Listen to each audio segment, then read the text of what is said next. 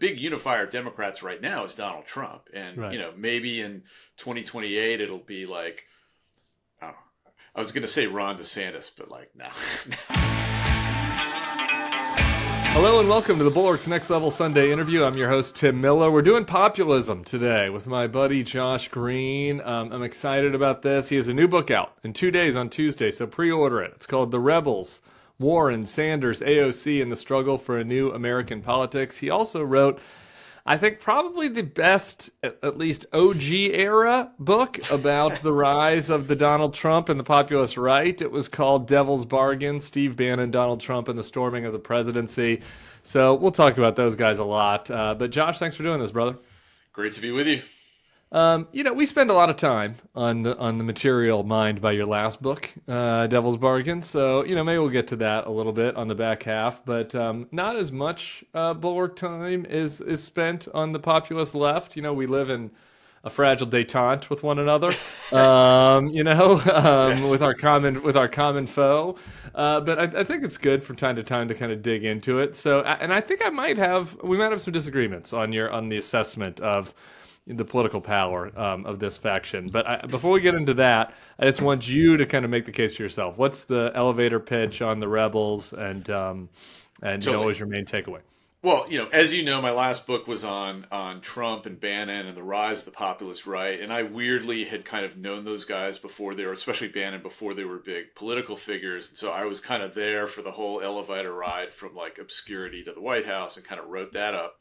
But I come out of the kind of lefty policy journal world, the Washington Monthly, places like that. So I'd always been interested in the left.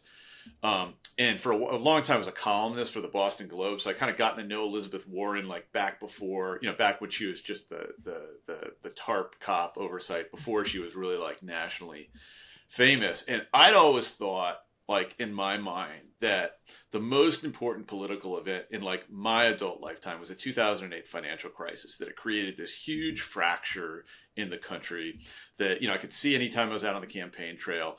Obviously, it had this big effect, giving rise to like the Tea Party and then the MAGA movement and Trump. But I'd always thought that it had an equally important effect on the left. And like that was the book I'd always wanted to write. And that's what The Rebels is. It's basically a kind of a modern history of the Democratic Party and how it kind of turned itself over to Wall Street beginning in like 1980. With catastrophic effects that led to the financial crisis, which in turn gave rise to this kind of brand of lefty populist politician that really hadn't existed in America for decades and decades. Like Warren was the first one, like in my adult lifetime, to come out and like openly, publicly attack a Democratic president, a Democrat willing to kind of do that. Eventually she kind of gave rise to Bernie, and people could see that this left populism, especially like economic populism, like really had life. And, you were out obviously in the 2016 election, and whether it was at like Sanders rallies or Trump rallies, like this was the thing that like excited people. And there was this kind of crossover, like you would be at a Trump rally. As a reporter, you always ask, who's your second choice? Like for a lot of people, it was Bernie.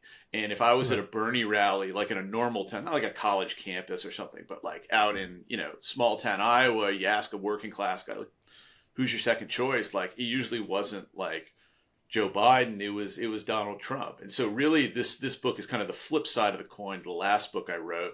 And I think it's important because the interesting thing about this movement is that it really kind of failed in 2020.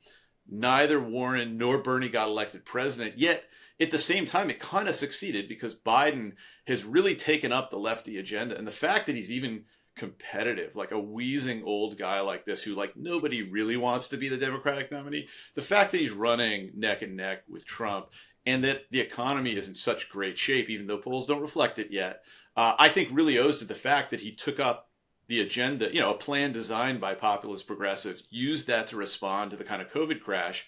And here we are today with, record high stock market, low unemployment, crappy consumer sentiment, yes, but it's sort of trending in the right direction. And so I think if Biden gets reelected, he's going to owe a lot to my characters. Okay, well, you're trying to drag me right into our area of disagreement. Well, I figured I'd start out that way. So with the go for it, populist yeah. strength. So we'll argue about how much Biden exceeded to the lefty agenda here in a second. But the thing I was most intrigued about your book, it's kind of always the case. Those of us who like live these normal politics, like I like the flashback stuff, the stuff I didn't like know as well. And so but you take us all the way back to Jimmy Carter.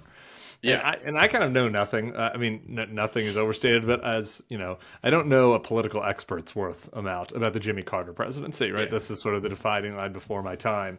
And not a ton of books have been written about the old Jimmy Carter presidency either. So he's kind of in a donut hole for me, a little bit of my knowledge. And it was interesting to read, kind of where you sort of set the germs of this, populist left movement is that Carter being, having much more sympathies towards that side of things, at least on the economic side, and getting basically bullied by more of a pro-corporate Democratic lobby and Democratic House. So anyway, tell that story and kind of draw the line from there up to the financial crisis. To me, so I'm going to start my answer in 2009 because this is where the kind of germ of the book came from. I was working at The Atlantic at the time, and I did like the kind of long, flowery magazine profiles. And Tim Geithner, who was the Treasury Secretary at the time, like allowed me to kind of embed with him for 6 months. Like nobody does that anymore. Like they're all afraid of reporters now, but back then it was just normal. Where did they get the Tim Alberta Chris Licht treatment? Where like exactly he's doing push-ups or something. While Tim's ruined it for everybody. Yeah.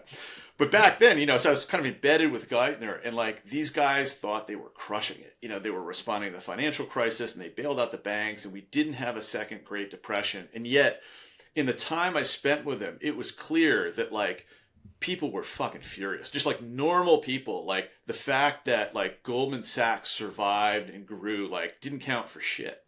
And, the fact that like people were losing their houses and like we had 7 years of like austerity and job growth hadn't returned. Like the entire middle class was kind of being ignored. And, there's a scene in the book where I'm kind of sitting with Geithner, and like, this was right in like February, I think of 2010.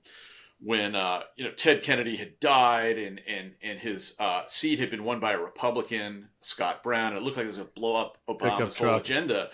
And like Geithner was just like, I don't understand what's happening. Like we did great. Like why isn't the American populace, like kind of rallying behind us? And to me that had always been like if you look at what happened over the next 10 years of politics on the right, but on the left, it all kind of goes back to that crisis. And so to answer that question, like I kind of like went back and looked at, well, how did it become the case that the Democratic Party, historically the party of like workers and unions and all that, had gotten so in bed with Wall Street that, guys like Geithner were kind of running Democratic administrations, and, a Goldman Sachs CEO could serve in a Democratic administration, same way they always could in a Republican administration. Like how did they wind up that ignorant to like the political costs of like governing in this way? And the answer to that question took me all the way back to the late 1970s in the Carter White House, and did a bunch of archival research and geeked out on this. But I do think it's kind of like the coolest chapter in a way. The answer was Carter, in the late 70s was beset by, high inflation, like rising unemployment, like, oil crisis, all that mess. And Democrats really just didn't have an answer to get out of it. And he wasn't a very good politician, and he was kind of stuck. And, the Fed back then was kind of stuck. They couldn't bail him out. And so what ended up happening was, the business groups had kind of, newly organized in opposition to Ralph Nader, had come up with this idea of capital formation that, like we need is basically supply side economics. Nice. Yeah. It was sort of an interest group for kind of Wall Street, but they sold Democrats, a lot of them at the grassroots level, a lot of congressional members, on the idea that, hey, the thing to get us out of this economy is to like wildly cut taxes, cut the capital gains tax, like hand the farm over to Wall Street. And Carter and Democrats, like lacking any better ideas, kind of got rolled and wound up going along with it. And after Carter, lost, that kind of gave rise to these neoliberal Democrats, people like Tony Coelho, who I write about, the DCCC chairman in the early 1980s, who first turned to Wall Street and started raising tons of money in order for Democrats to be able to compete in this new televised era of politics and run against Ronald Reagan, that eventually gave rise to Bob Rubin, not just raising money for Democrats, but like being the prime, economic official in the Clinton White House. And we all saw where that ended in 2008. So to me, like the story of what's going on in politics today can trace all the way back to that. And that was kind of the original sin that led to the crisis. That led to kind of my characters. And now Biden, who's been around for Washington for like 400 years, and was around for like the first iteration of this kind of Wall Street inflation stuff, has worked his way all the way back around and, like, ironically enough, taken up at least the economic agenda of a lot of these new folks on the left, these populists. Yeah, Biden being so hostile to Elizabeth Warren initially and her ideas on the bank and the bankruptcy reform is a good little anecdote from the book. Yeah, he's kind of a dick to her. Actually, I was going to not use that word, but since you've used it, yes, absolutely. Yeah. And the thing is, like, I've been around Washington long enough to remember when, like, Biden used to be talked about. I think Bob Dole called him like the senator from corporate America because, like, he represented Delaware, and their whole economy is just like giveaways to like large corporations. It's like he hated Elizabeth Warren back when she was a finance professor, and it was like super sexist and trolled her in hearings and all of that, and so. There's a certain irony and serendipity, the fact he's kind of come around and taken up large parts of our economic agenda, and like whether or not he gets reelected, I think is going to depend in part, like on whether that agenda works. So I think for all the liberal doomerism we see on Twitter and Blue Sky and like God knows what other social media networks you're on, Tim. Like I really do think that liberals have a lot at as much as anybody at stake in this election, and they should kind of quit whining and get behind Biden as unappealing as he is in many facets. Yeah, my other throwback from your thing, and then we'll take it to modern day that I really enjoyed. Just a little fact that I guess I kind of remember this from What It Takes, but I didn't. You framed it in such a way of like just how neoliberal pro-capitalism Dick Gephardt was.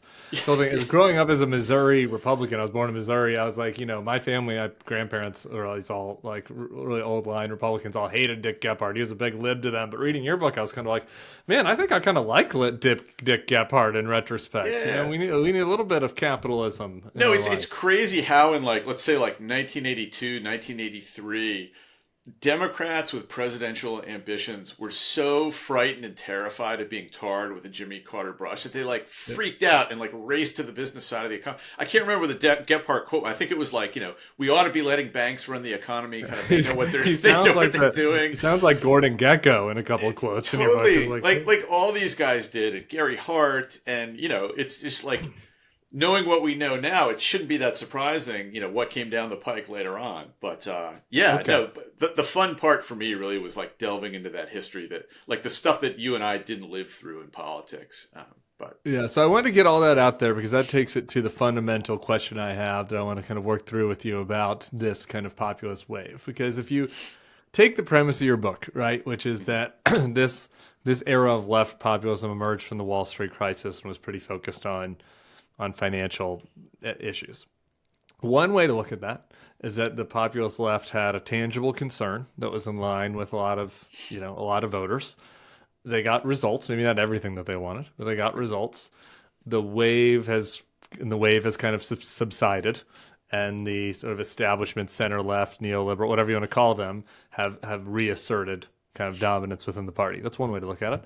Another way to look at it is that was like the tangible concern that kicked off this like long-term, political movement that is like akin to kind of the right-wing populism, and that, maybe they aren't in power now, but they have, they've taken over certain corners of the party, and slowly but surely when it comes to 2032, we'll have, a fully formed lefty populist running the Democratic Party. Like which one of those trajectories do you feel like more aptly? Is trajectory A, that's the Tim trajectory, that like they've kind of had their moment and like, because I'm mostly on board. They're both caricatures. They're both caricatures, right? No, okay. I'm more on the former side, yeah. Okay, good. I'm more on the latter side, except the bit about like one of these lefties is going to run for president in 2028 and win, because I don't think that's the case. My kind of thesis, and it's just unassailable, Tim, you're going to have to come around to it, is that economic populism is the unifying thread in democratic politics. It's what brings moderates and progressives together while also pulling in like,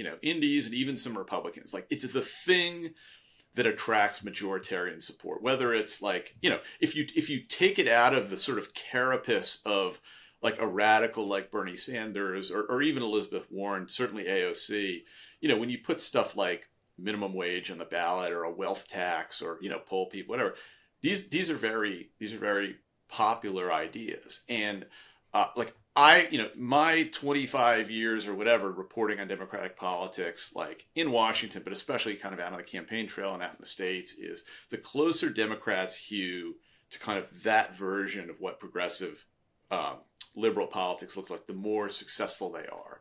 But the fatal flaw that these lefty progressives have, and I write about this in The Rebels, is that, by the time they got to 2020, like Trump poisoned a lot of liberal brains. Like I saw this up close, and for much of the left, poisoned some moderate Republican libertarian. Definitely, well. Definitely, it's made your career. But for much of the left, I mean, definitely Warren and Sanders, like early on in their lives, and this is sort of the story I tell about each of them in the book. Like their main focus was economic populism. Like Bernie used to get whacked, right, when he ran for president, because every answer went back to economic injustice and this and that. And, black activists were in Black Lives Matter, folks were attacking him for not being woke and racist. What happened once Trump came on the scene, I sort of submit in the book, is like there was a moral imperative for progressives, not just to take a kind of maximalist position on economic populism, on raising taxes on the wealthy, but on every position against Trump. Like, and that whether it was opening borders or doing away with private health insurance and like putting in a $30 trillion Medicare for all plan that would triple everybody's taxes. And that kind of superseded basic electoral concerns. And I think that's why you saw, I was sort of embedded with Warren in like the fall of 2019, kind of for the book. And for a brief moment there, she was like leading all the polls. If you remember this fall of 2019, of course. All the talk in the race. Me and Bill Kristol were on a conference call at that. I have a very vivid memory of a conference call between me and Bill Kristol in like around this time, fall of 2019, where we're saying to each other, "So can we support Warren? We can support Warren. Yeah. We can support Warren." He's like, "We can support Warren, right?" I'm like, "Yeah, I think we can." And then he's like, and it's kind of like, maybe actually we'll be needed more if it's Warren. And I was like, "Yeah, we probably will be needed more if it's Warren." Okay, whatever. It's Warren. Warren will be fine. And the reason you guys never actually had to make that choice was because, rather than the race just being about like, hey, let's do a wealth tax, like let's get kind of shit under control in the economy and get rid of Trump, all of the lefties sort of pushed each other into like, no opponent to my left. And so next thing you know, we're like debating these absurd plans about like passing Medicare for all and who would pay for it and all these little kind of, policy riders and so on for a plan that has no hope of ever being enacted.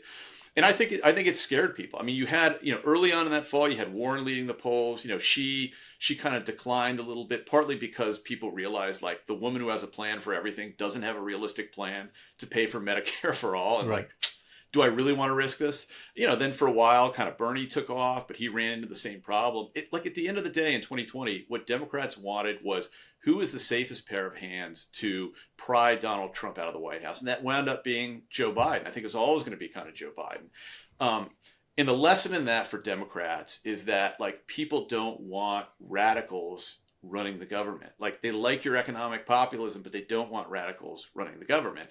And so to answer your kind of question about, are we going to have this kind of wild lefty progressive populist running in the future? I don't think we ever will.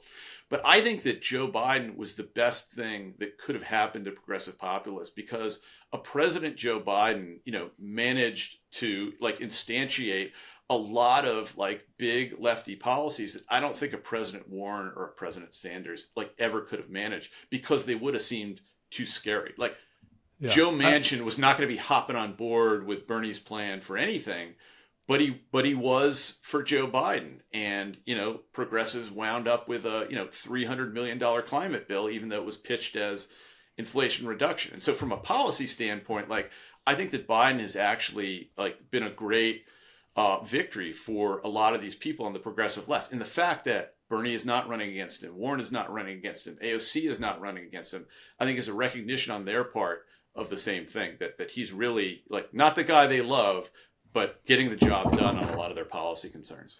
Yeah, I want to poke a little bit of a hole in the Biden thing next, but I want to go back just really quick about the electoral prowess part of this, because it sounds like we have an agreement on this, that they don't have that much long-term electoral prowess. And I think that part of the reason is, and this is where I do agree with one of your statements, is that you can get a united front within the Democratic Party on some populist economic issues, like you're talking about the wealth tax, the minimum wage increase. I mean, I don't know if you can get, the Bulwark former moderate Republican types of our coalition on with the wealth tax, but like you could surely get us on board with a tax increase for people making over 400 grand a year or whatever. You know what I mean? If you want to give me throw a couple extra points on the death tax, to punish the Nepo babies, like you're going to get most of us on board with it. Like, so even the more conservative side of the coalition will get on board for much of this stuff. Maybe not everything, but the problem is once you get beyond that in the populist element to it, into foreign policy and cultural issues. And I think one weakness of left populism compared to right populism is that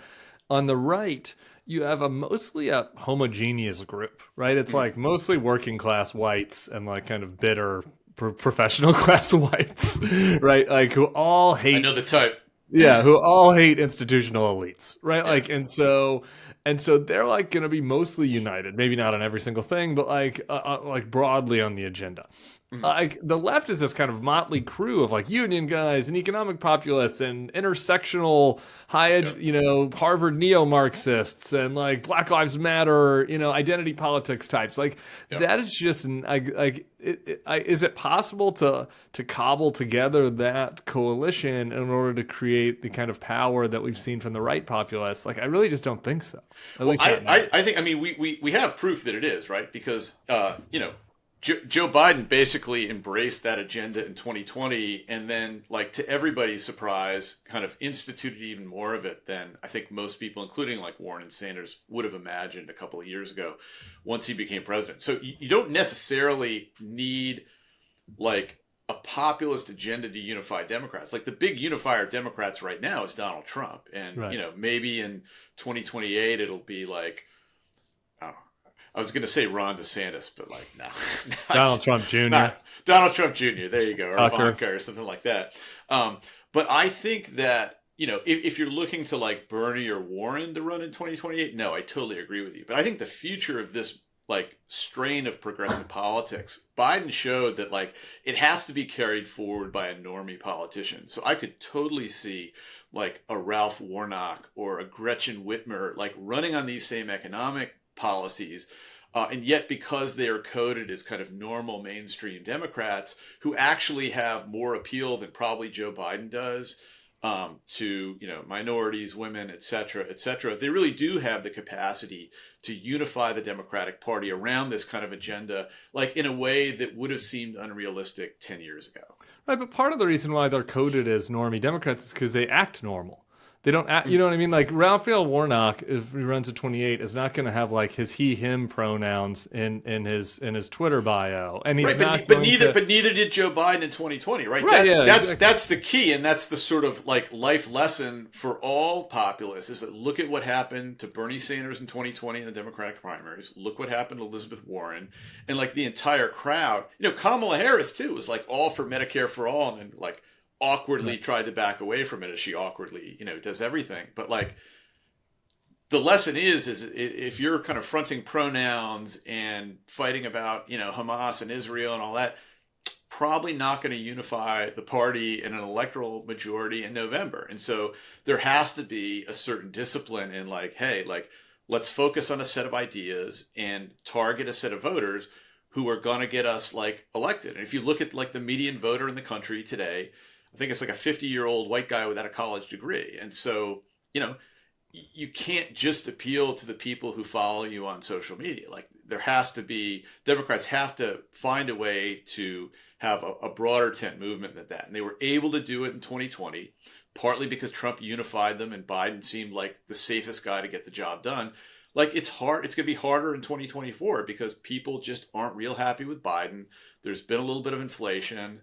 There's the war in Israel going on. Like, people are cranky. And Trump, as you guys said last night in the podcast with Bill Chris, like, he's kind of receded into the background for a while. And, other issues have been at the forefront, and that's made people really grumpy and unhappy about Biden. But Trump is about to come storming back, like, in 2 weeks, And once he does, I think that will make it sort of more of an even race. So maybe Democrats can still unite around even a kind of weakened aging Biden in a way that will allow this kind of populist agenda to carry forward. Because if Biden loses, I think politically a lot of what's happened is going to be discredited. Like, everybody is going to chalk it up to inflation and, we can't dare stimulate the economy, and we can't ever extend unemployment benefits during a recession, and let's cut. Let's go right back to the kind of austerity that was so popular like in the 1990s. And like, that's not a winning recipe for Democrats or for working people. Yeah. Okay. So I need to defend my centrist dignity in liking Joe Biden after you've just tear into me. After you've just pitched him as a Trojan horse for the Elizabeth Warren populist agenda. Because I don't think that that's really true. I think he has done some things. You're right. I think that on the theme of the book, on the anti-Wall Street stuff, on the more Keynesian, whatever you want to say, the more spending, injecting stimulus into the economy in a way that Obama even didn't. Grant you that. But like, let's look at what he didn't do. And you've already mentioned Medicare for all. He didn't do that. He's not a Green New Deal Democrat. We're drilling more than ever. He's not trying to re-engineer our capitalist system to look more like a Nordic countries. He doesn't have a new pronoun, right? Yeah. We don't have open borders, no matter what Fox tells you. He's not, arguing that that Palestine should be free from the river to the sea. He did some student loan forgiveness, I guess, more than I would have wanted by executive order, but did not really go the whole way. We don't have SCOTUS reform. We haven't added states. I would even be for adding states, but there's a lot that he hasn't given them.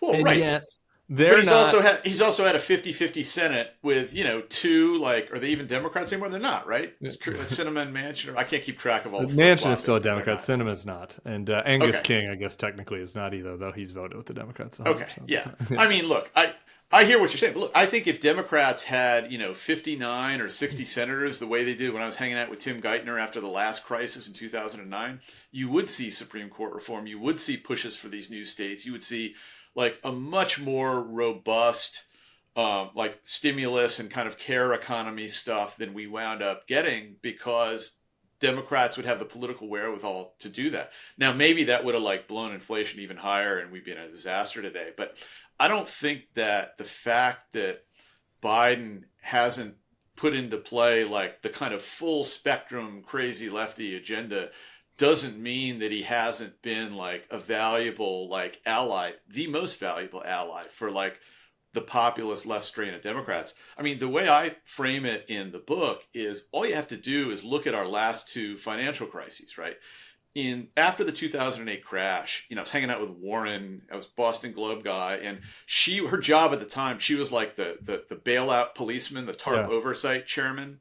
And, she went to the Obama people and had this whole laundry list of middle-class focused things you should do to help recover from this giant economic crash we just had. Stuff like a big stimulus and beefed up unemployment, eviction freeze, small business loans, student debt relief, all of that stuff.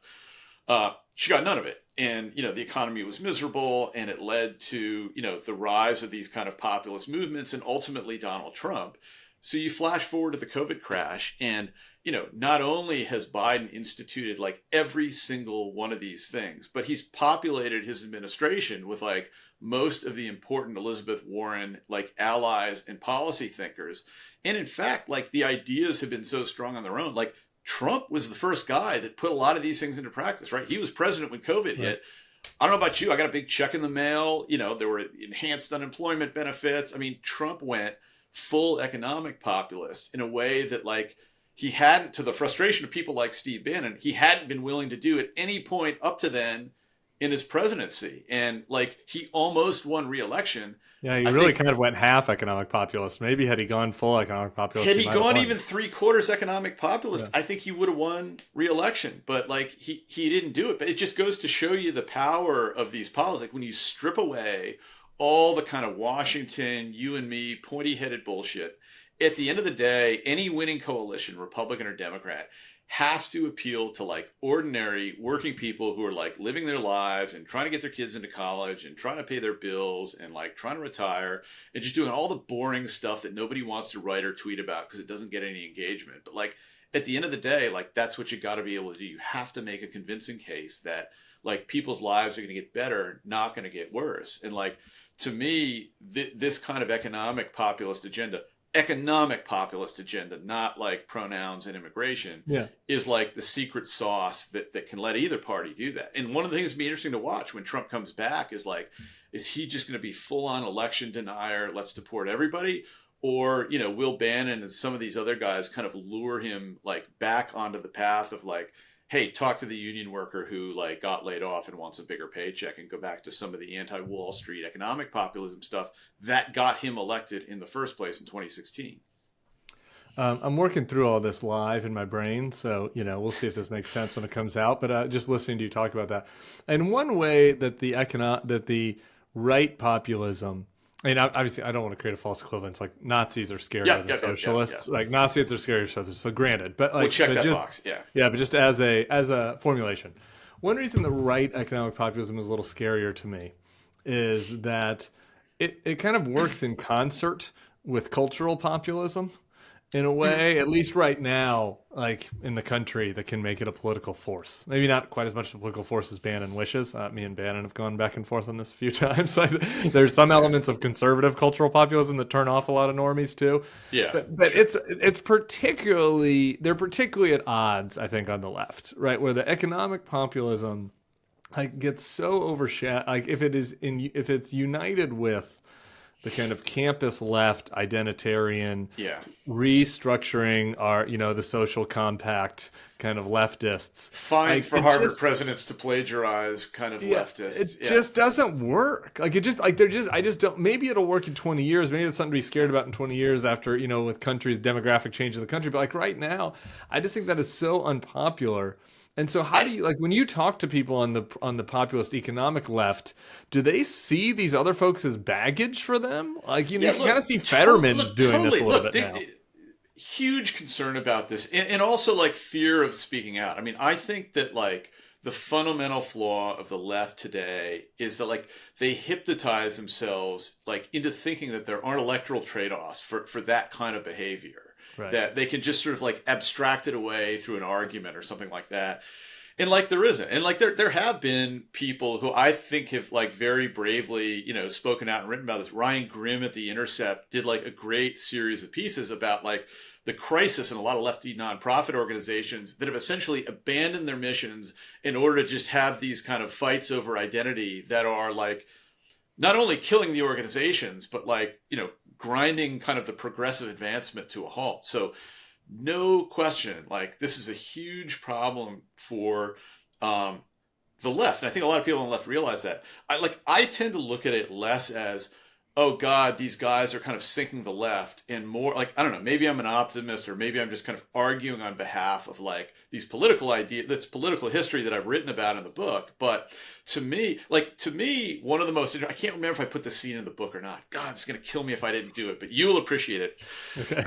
When Steve Bannon was in the White House, that brief like 6-month span when he was in the White House, I'd written the book about populism, and I was very much in touch with him because I was, and like he was so busy that the only time I could actually get his attention was like early on Saturday mornings. I'm not making this up. I would get up at 6 a.m. I would go to Dunkin' Donuts and buy like a box of a dozen donuts. I would drive to the Breitbart embassy where Bannon lived. I'd get there at like 7 a.m. and we would sit down, and it was like pulling the string on a wind-up. He would just sit there like eating donuts and coffee for like 3 hours and kind of discoursing on the events. Do we have any photo? Can we do an AI photo of Bannon with like donut crumbs on him for the image for this podcast? I'll leave that to you. But his big thing at the time was like Trumpism has like two elements. There's the anti-immigrant stuff, whatever. But like Trump also ran as like the anti-Wall Street populist, help the little guy. And for a brief while, like Bannon in the White House was trying to talk Trump into doing a tax plan where he would raise income taxes just a tiny bit on people who made over $5 million.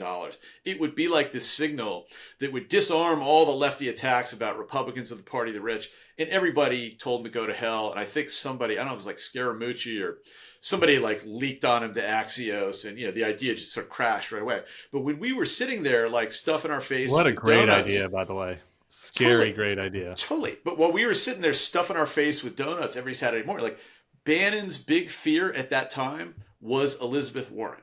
Like he had this idea that the big threat to Trump was what he called democratic nationalism, that essentially she would mix like lefty progressive politics, yes, but with a kind of patriotic democratic nationalism that built around infrastructure and like helping out union workers and all this kind of stuff. Like that was his big fear at the time, that she would run again in 2020 and kind of forefront that in her campaign. And like I believe to my core that there is something to that like that is the path forward for Democrats. Now, Warren started out on that path and didn't adhere to it, and we saw what happened. Write about it in the book in case you've forgotten. But to me, like that is the reason I think that populism can be a positive force. But look, I don't think that you and I are really in disagreement that if what we're fighting about is, hey, it's okay for the Harvard president to plagiarize, and we really need to have a fight about intersectionality, and we really need to kind of like open up borders for social justice reasons or whatever, then Democrats are going to get clobbered and we're going to be back to, Trump presidency part 2. Yeah, that's an intriguing answer because I think it's the first time a Bulwark podcast guest has praised both Ryan Grim and Steve Bannon. Either one, actually, but both of them in one answer. Heterodox thinker right here. Right? Heterodox thinker. I should go work for Barry Weiss. Yeah, Grim, you're welcome on here. We can hash things out. We have some areas of agreement here. Maybe not 100, but we have some. The immigration thing is interesting. There's another thing I wanted to ask you about. Because that's like the closest parallel when I think about, there's this discussion about like has left populism succeeded or are they all a bunch of failures? And your argument, and I think both these things are true, right? Your argument is kind of it's succeeded because the established democratic order has embraced some of their ideas, some of the central ideas, particularly on the economic side. I think that my argument, others would be like, it's failed because they lose every fucking primary. There's an Alyssa Slotkin poll out today, and she's winning, she's crushing some Rashida. No, too. I saw you tweeting that. But look, I think we're talking past each other in a certain sense. You're talking about like actual politicians winning elections, and I'm talking about like the advancement of like a set of policy ideas. I mean, I think one of the reasons that like my thesis doesn't get more respect, not just from like center right podcast guys like you, but from like I might be center left now. I don't know. Like, all right. But like from people on the left is like in American politics, we're so used to like rooting for characters and rooting for jerseys that like if Bernie isn't president, then the whole progressive movement has like failed, and it's this like centrist evil Wall Street Biden, whatever. I don't know. Like I maybe because I came up through these like dull policy magazines, like I've always looked at politics as a kind of a policy first thing. Like we're in the game because we're trying to accomplish a certain set of things, and you can measure pretty clearly like how many of those things you managed to get enacted into law. And if you look at it through my lens, I think that Biden and the left have both been very successful. But if you look at it through the lens of, hey, is AOC going to be the Democratic nominee in 2028? I think she's going to run, but no, like in that case, you haven't been. And in all but like the deepest blue Brooklyn hipster precincts, like those kinds of politicians are not going to be able to get elected. So I don't disagree with you, but I look at it from a policy standpoint more than like a politician's standpoint, and so I think that's yeah, I think that's fair. I think that we both agree. I just kind of I get, and this goes to what I want to compare it to on the right. I think that the question, really, our disagreement is we're judging how much did the left get, how much did they want, right? And I think you're looking at through the frame of like they got more than many of them expected, and I'm kind of looking at through the frame of like, well, Fox News and everybody that I read like told me that we were like headed towards a socialist hellscape, and like they haven't gotten anywhere close to that. So like to me, it's been kind of incremental, and that's fine. So they've had some incremental victories. I want to compare that to the populist right. So like in some ways, like immigration would be the Wall Street issue of the right, I would say, Mhm. right? Where the populist right has kind of won the policy battle. Now, for me, in a bad way, obviously, since I Mhm. was part of the Jeb Bush compassionate conservative right that has gotten decimated. But they've won that. They've won some, and similarly to the left, they've won some incremental battles. I mean, the wall is partially built, and no I Republican thought it fell politician. down. Some of it's Sorry. fallen down, some of it's fallen down, but it's not. It hasn't been a super successful policy implementation, but they've gotten some of the things that they wanted, just like the left did. Like the Wall Street's still doing okay. The capital gains tax rate's still where it was in '79. Elizabeth Warren hasn't Carried gotten interest everything. loophole, Yeah, the like interest death loophole is still taxes and there. yeah. Right. So they've gotten some of what they wanted, but they haven't gotten everything. And yet, that is not, you know what I mean? And yet they're seen as more successful because they keep winning all of these political battles, Mhm. intra party political battles. Mhm. Because in my answer to that is, I'm interested in your take since you were in both these worlds, is that part of that is just because the left populists have actually things that they want to achieve and are okay with incremental gains, and the right populists are pretty much nihilists, and like they've gotten some incremental gains, but they don't actually care, and what they really want is power and tearing down the elites. I don't think I buy the distinction that you're making kind Okay, of great. between the right and the left. I mean, like if we're looking at it through my vector of like what policies have they achieved, I think the populist right has like been incredibly successful. I mean, I remember like sitting in the Breitbart embassy with Bannon back in 2013, 2014, like when he was trying to find somebody to run for president, and like before he landed on Trump, who was like his fifth choice. He's trying to get Jeff Sessions to do it. Right. And his pitch to Sessions, this is from the last book, forgive me for repeating, but was like, look, dude, like you get in this race and you run, and the issues that you and I care about, like trade and especially immigration, will vault from like the 29th and 30th most important issues for Republicans to like number one and number two. Well, he didn't get Sessions, but like he eventually got Trump. And what are the two big drivers like on the right today, or two of the biggest drivers? It's trade and immigration, and the party is Trumpy and full of MAGA, and like Steve Bannon is still the guy setting a lot of the policy agenda. So like I think he's kind of succeeded in that way, even though when you run a lot of these MAGA politicians in like house races, like they just step on a million rakes and like wind up blowing Right. winnable elections like time after time after time. So like if you look at it from a policy standpoint, I think they've sort of had some advances. I don't think that a lot of populists on the left view things the way that I do. Like my argument to the populist left is you guys should take the win. Like you've got a lot of these policies enacted, like you can keep fighting for X, Y, and Z, Green New Deal or this or that, but like have some recognition of like what Biden has been able to achieve from your agenda, and also realize that like if you want this thing to like continue forward, like you have got to get that guy reelected, or like your world is going to come to an end. You're going to have Donald Trump in there, and it's not going to cause this mass radical awakening where all of a sudden the socialists will take over the White House and like turn us into Norway or whatever. It's going to set back all of your goals, like to even like the pre-Trump era, and it will be like a vast flaming hellscape.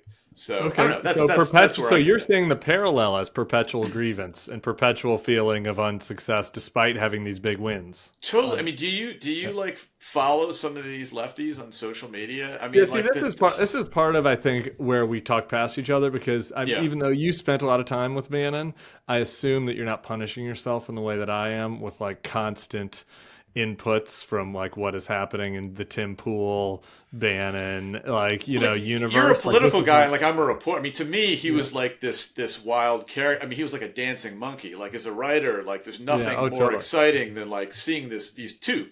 Put Trump in there too. These two crazy characters. Like in my career, I'll never see two more people like that. So like Yeah. I'm not beating myself up. I'm sort of fascinated No, no, and yeah. My point is, I'm not looking at the crazy lefty stuff. I just like, I'm not consuming this material, and so Hmm. maybe I'm just missing. Maybe I'm just missing. Oh, Right, you dude, know what I mean? it's Like, I'm not consuming. it's I look. don't. I'm not consuming libs of TikTok like source material.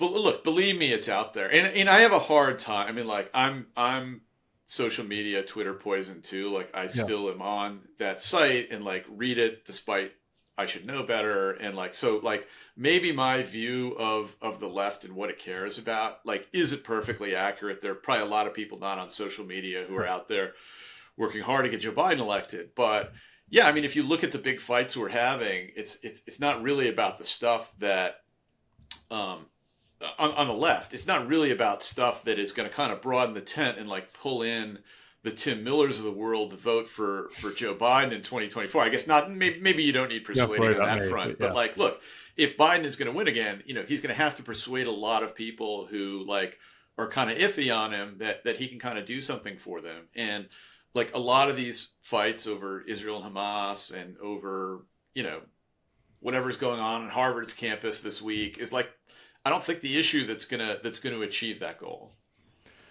Any other compare and contrast for us from your time in giving Bannon donuts to calling Elizabeth Warren policy nerds? I mean, obviously that's another big difference. It's just like the type of person that is populating these worlds is quite different, I would say. Maybe it totally. It's funny. I hadn't thought of it in those terms. My brain is racing. Like, what's the equivalent of stuff Boyle. in my face with Bannon donuts? The closest I have in the book, I can't remember something. It's like I did wind up like when she was kind of at the height of her presidential campaign. I went over to Warren's condo in D.C. and she fed me mango lemonade, like she homemade. Like that's her thing. But like we just kind of talk shop and talk policy. No, but okay, I remember like the people around her, like the people in her orbit are like all these kind of nerdy, populist, wonky types, which is very different than the hobbits. Well, they're all her former Harvard students. So they actually literally are. I'll tell you what.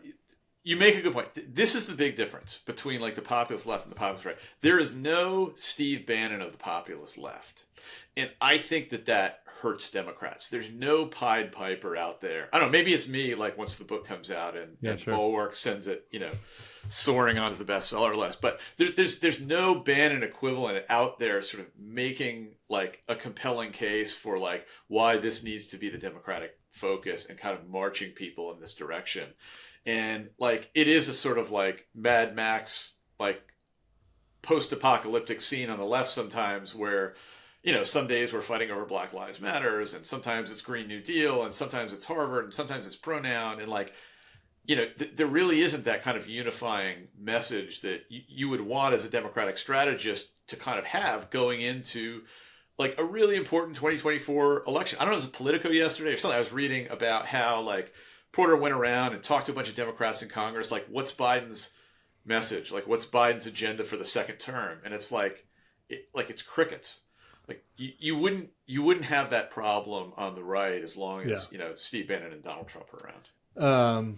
That's scary. A lefty Steve Bannon. I'm just trying to get a picture of what that person ends up looking. I guess it was Michael Moore for a while. Slovenly, vegetarian. Yeah, exactly. Michael Moore. Whatever happened to him? I think that your avatar for Josh Greenism, if we call it that, right now is really Fetterman. Like, if he was a better messenger, like he is kind of he looks the part, he talks the part, and he isn't getting bought down into the cultural stuff on the cultural. Totally. So my last quick little anecdote. So I was in Aliquippa, Pennsylvania, like 2 weeks ago, like the iconic depressed Pennsylvania steel town. They'd had like the big mill got ripped down in the 80s, bombed out landscape now, nothing's been there. I was out there because, for the first time in 40 years, there's a new low-carbon steel plant being built there. And they have this charismatic young Democratic mayor. And, like, the city has just come out of financial receivership for the first time since Ronald Reagan was president. Unemployment in the county is down to, like, 3%. Like, this crazy turnaround story. So I thought, hey, Josh, put on your reporter hat. Let's go to the swing state and see, like, how people are cheering Biden over the way things are going. And I get out there and, like, hanging out with the mayor is a great guy. And he's like, yeah, nobody has any idea that any of this has anything to do with Biden because, like, he's not here. They're not selling it. The last guy to come out to this neck of the woods a couple of years ago was Trump because Shell opened up a new plant. It was actually Obama's doing, but by the time it opened, Trump was president. Trump came out and took credit for it. He went to the plant and thousands of, people rallying, and Trump points at it and says, that wouldn't happen without me, You go out and you see, like, on a policy level, like I said, like a lot of things are kind of pointing in the right direction. But like at the end of the day, as a campaign guy, this, like, you have to get out there and campaign and like convince people that like you deserve another term, that things are going right, that the reason that things are going right is because of what you did and what your administration did. And that's the place, I think, you only have to look at a poll to see this. That's the place where I think Biden is falling down and needs to kind of get up and improve bigly before November 2024. That is a frustrating anecdote. Okay, my last question for you. You began your career, maybe you didn't begin it. Early in your career, you were at The Onion. I was. And I want to know if you have a favorite Onion headline that you did, or story, or God. gag. So I can't remember if this was in like the weird before The Onion was nationally famous version of The Onion. I was like living in Boulder, Colorado in like a flop house. This was actually even like pre-internet, and they used to kind of publish The Onion in kind of like a paper version in college towns. I don't think it was my headline, but The Onion used to be kind of zany back then. Okay. And they just had this article that was like, Jesus makes triumphant return at Kegger, and there's like a picture of Jesus and like a thorny cross with a bunch of bros and a keg, like doing a keg stand or whatever. I don't know. Those were kind of like the halcyon days, The Onion. The other thing I used to do, somehow I feel like I'm going to wind up getting myself canceled here. Was this pre 9/11? When was this? What year was this? Oh, this was like 96, 97, something like that. Yeah, the glory days of the 90s. There's no serious things to be worried about. They used to make Kegger Jesus. The Onion used to have this thing. It was called The Onion's Drunk of the Week, and like I was The Onion's Drunk of the Week wrangler. And like you would go out to the college bars with a Polaroid. Do you remember Polaroids? Yeah, of course, yeah. And we had this big sign that said like, "Lord help me, I am The Onion's Drunk of the Week, and I am dumb." That was The Onion's slogan. You'd find just like the sloppiest, most shit-faced person you could to kind of hold this up and sign a photo release, and then you would like put it in the paper. And like that was literally my first job in journalism, if you can call it journalism, was working for a fake news outlet, running Onion Drunk of the Week feature. So I think there's a lot of parallels to that in your work covering Breitbart, actually, now that we think about it. Okay, I lied. Last question. Coach Prime. You lived in Boulder. Where are you at on Coach Prime? Are you concerned? No, I was like, so The Onion did not pay a living wage. So my other job back then was I covered Colorado football for the alumni newspaper. It was called the Buffalo Sports News. So I was both the Drunk of the Week wrangler. This is Cordell Stewart. No, it was right after he'd left. It was the Rick Neuheisel era. Oh, so Rick Neuheisel era. Okay. What a phony. But yeah, no. So I was hang out with drunks at night doing Onion stuff, and during the day I would go to football practice with like the CU football players and like write about it. So I was so excited for kind of Coach Prime, and I actually was about to pitch. I worked for Business Week. I was about to pitch Business Week a story so I could go back out and like relive my glory days in Boulder and hang out with. And like the Prime thing happened so fast. Somebody else did it for like Business Week before I could do it, about like all the brand endorsements like Prime was bringing in. So I think he's a bit of a kind of Trump phony. You know, like went 3-0. Like that was when I was pitching the story. What did they wind up, like 3-9 or something like that? 4-8 or something. Yeah. Yeah, terrible. But I'm pretty excited about it. Like Boulder's a great place. CU is like a fun place to be, and so like, you know, despite my better judgment, like I'm pulling for Coach Prime in 2024. Rick Neuheisel. That's maybe I can work a Business Week junket to get myself out there for season 2. Yeah, we'll figure it out. Or, you know, maybe a Bulwark stringer gig. We'll figure it out. There we go. Josh Green, go out and order it. There were a bunch of anecdotes we didn't get to. It's good stuff. Our lefty Bulwark listeners who come to us, we brought you somebody that writes about the left. This is my gift to you in 2024. Yes. We're going to spend plenty of time this year talking about what's happening in Candace Owens' world. So, you know, just kind of do some populist left time. It'll be good for your soul. The Rebels, Warren Sanders, AOC, and the struggle for a new American politics. We'll talk to you soon, Joshua. Always a pleasure. Thank you, Tim. Later, homie.